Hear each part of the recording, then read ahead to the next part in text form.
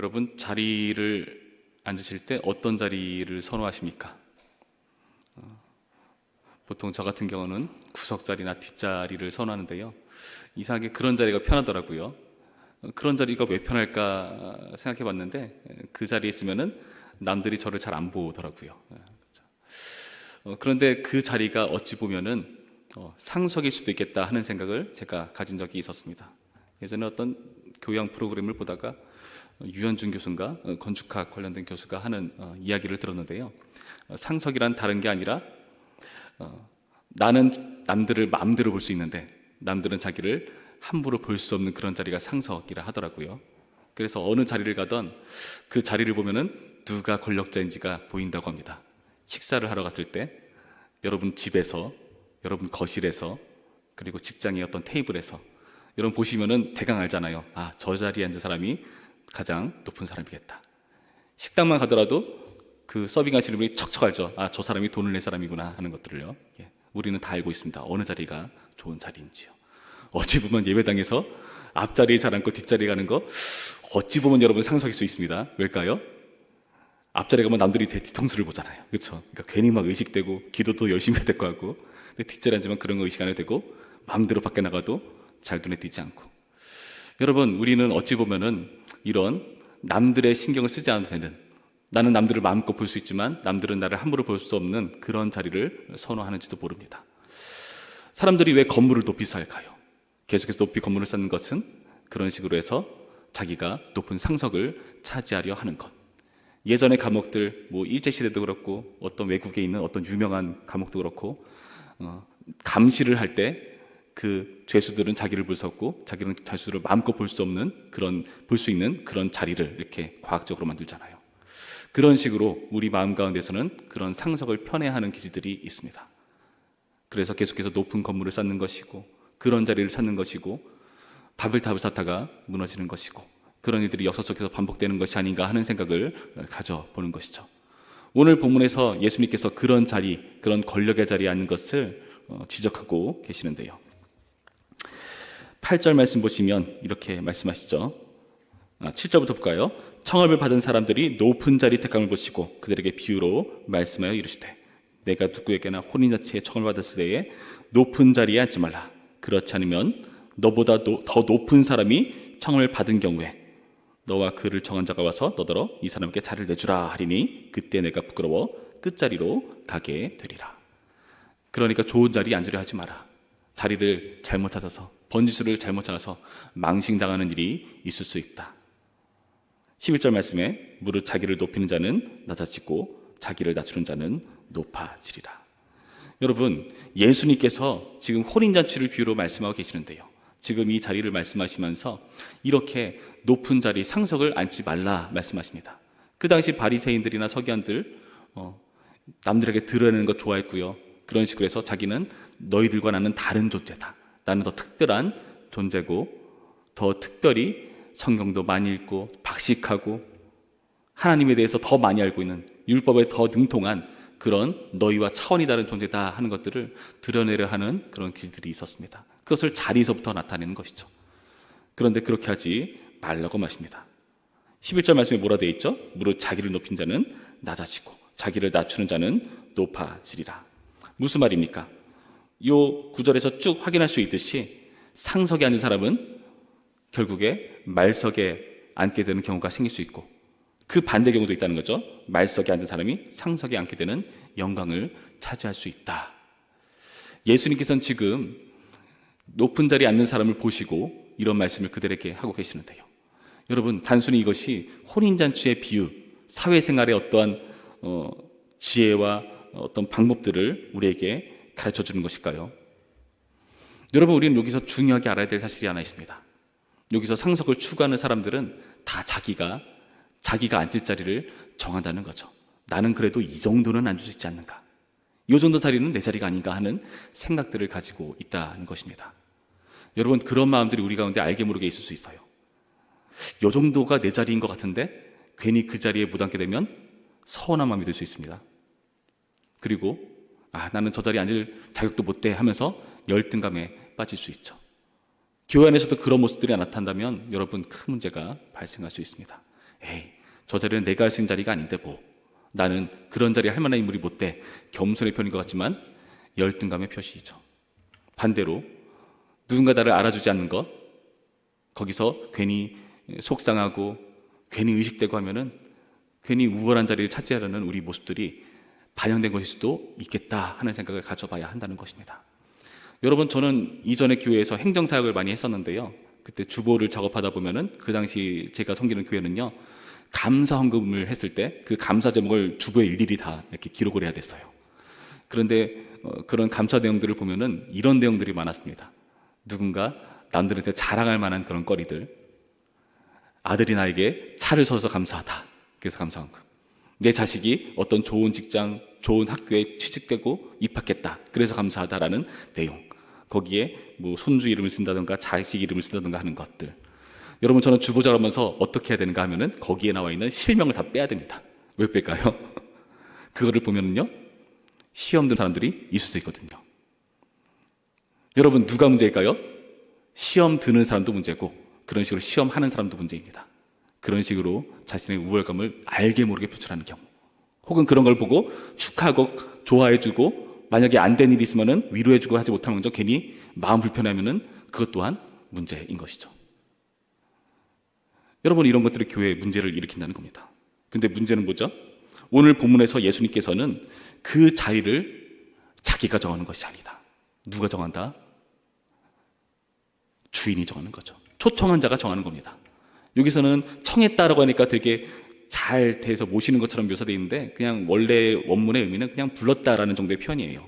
그러니까 여기 나타난 혼인잔치에서 그 부른 사람이, 초청한 사람이 자리를 정해주는 것입니다. 예수님께서 혼인잔치로 비유하고 계시지만은 정말 이 잔치는 어떤 잔치일까요?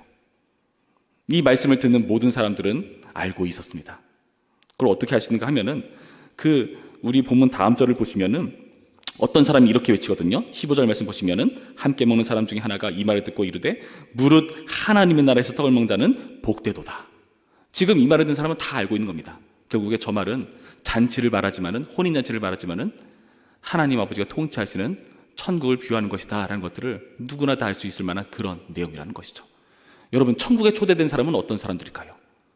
실제 여기 있는 주인은요, 자기가 좀 잘 보여야 될 만한 사람들, 좀 대단한 사람들을 초청했을 수 있습니다. 말씀 보시면은 12절에 또 자기를 청한 자에게 이르시되 내가 점심이나 저녁이나 베풀거든 벗이나 형제나 친척이나 부한 이웃을 청하지 말라. 두렵건대 그 사람들이 너를 도로 청하여 내게 갚음이 될까 하노라. 내가 이 정도 하면은 저 사람이 이 정도 하겠지라는 그 기준을 재고, 그런 원리들을 따지고 기브앤테이크를 따지면서 사람을 불렀다는 것이죠. 그런 사람이 어떤 대단한 사람이었는데 당신 자리 거기 아닙니다 라고 말할 수 있을까요? 실제로 그러지 못할 것입니다. 그러나 이 혼인잔치, 실제 천국잔치에서의 주인은요, 그런 사람들을 부르는 사람이 아니겠죠. 예수님 말씀에 의하면 어떤 사람들을 부를까요? 13절 말씀, 잔치를 베풀거든 차라리 가난한 자들과 몸 불편한 자들과 저는 자들과 맹인들을 청하라. 그리하면 그들이 갚을 것이 없으므로 내게 복이 되리니. 갚을 것 없는 사람들을 부르는 주인. 다시 말해서 여기 나타난 이 혼인잔치의 주인이란, 이 청한 자란 하나님 나라의 바로 아버지 되시는 하나님, 그 주인이시는 하나님을 우리 가운데 보여주신 것이라 할 수 있을 것입니다. 그럼 따져볼까요? 하나님께서 그 잔치에 우리를 초청하실 때 이렇게 자격하고 갚을 것 없는 사람들을 초청하시는데 그 안에서 재는 겁니다. 나는 그래도 쟤보단 낫지 않나, 내 사정은 저 사람보다는 못하지 않나, 그런 것들을 재면서 많은 문제들이 초래된다는 것이죠. 하나님은 그런 분이 아니신데도 말이죠. 여러분, 저는 아주 옛날에 교회를 경험하지 못해서 잘 모르겠는데 어떤 분이 이런 말씀하셨어요. 예전에는 요 강대상에 여성분이 함부로 못 올라왔다고 합니다. 그래서 어떤 권사님이 걸레 가지고 강대상 딱 그렇게 올라왔는데 어디 여자가 강대상 올라오냐고 막 화를 냈다고 하는 소리를 들었다는 걸 저는 이렇게 먼 옛날에 얘기로 들었는데요. 요즘은 그러면 안 되겠죠. 여러분, 무슨 말입니까? 교회 안에서도 이런 일이 발생하면은 문제가 발생할 수 있다는 겁니다. 여러분, 우리가 요즘 온세대 예배를 하는데 어떻습니까? 아이들이 예배당 가운데 바글바글하면 기분이 어때요? 좋지 않나요? 근데 온세대 예배가 아닌 다른 때 있으면요, 어때요? 괜히 성가시지 않습니까? 아, 쟤는 왜 저 때 이렇게 시끌시끌한가? 설교 시간에 잘 들어야 되는데 조용 좀 해야 되는데 이렇게 저 부모는 이렇게 가만히 놔두는가? 그런 생각 은근히 들 때 있지 않습니까? 우리 가운데 배어있는 그런 기질들, 어떤 자격이 되고 어떤 조건을 갖춰야 하나님 앞에 나올 수 있다는 그런 마음들이 반영된 표현일 수 있습니다. 제가 섬겼던 어떤 교회에서는 중고등부 때 성찬식을 할 때만 이렇게 본당에 요 대예배실에 나와서 같이 예배를 드리고 성찬을 받았는데요. 근데 한 번은 아이들이 오는 게 너무 혼란스럽다. 그러니까 그 부서에서 예배를 드리다가 성찬을 할 때 그때 설교 끝나고 들어와서 성찬을 하자 이렇게 말씀하시더라고요. 그 당시 제가 중고등부 담당이었는데요, 되게 사실 언짢았습니다. 말을 표현하지 못했어요. 아니 왜 교회가 저 젊은 세대들이 이 예배당에 친숙하게 만들어줘야지 왜 자꾸 몰아내는가? 여러분, 어떤 목사님이 이런 말씀하셨어요.